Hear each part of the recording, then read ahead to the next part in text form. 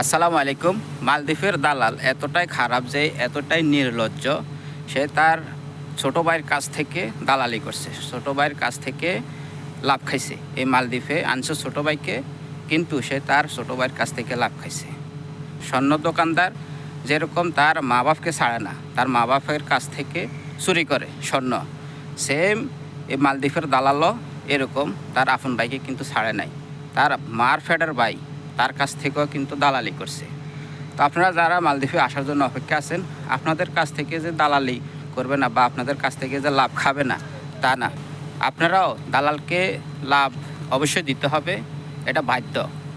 তো দালালে কিন্তু লাভ ছাড়া দালালি করে না, এটা আপনাদেরকে অবশ্যই বুঝতে হবে। লাভ আপনাদেরকে অবশ্যই দিতে হবে, কিন্তু আপনারা এটা চিন্তা করবেন যে আপনি একজন ভালো দালালের মাধ্যমে যেন আসতে পারেন মালদ্বীপে। আর মালদ্বীপে আসার পরে ওই দালাল যদিও আপনার কাছ থেকে লাভ খায়, যেন ওই দালাল আপনাকে ভালো একটা কাজ দিতে পারে, ভালো একটা লাইন গার্ড আপনাকে করে দিতে পারে, সেটা অবশ্যই আপনারা মাথায় রাখবেন। দালালি তো দিবেন সমস্যা নাই, সবাই লাভ খায়, আবার সবাই লাভ দিতে বাধ্য। একটা বিষয় যদি 3 লাখ 3.5 লাখ টাকা হয়, দালালে ওখান থেকে হয়তো দেখেছে 4,50,000, 1 লাখ টাকা দালালি খাবে, 1 লাখ টাকা লাভ খাবে, এটা স্বাভাবিক।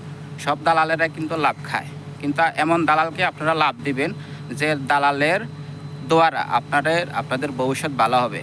আপনাদের এখানে আপনারা আসার পরে আপনারা যেন ভালো একটা কাজকর্ম পান, ঠিক আছে, ভালো সুস্থভাবে টাকা ইনকাম করতে পারবেন।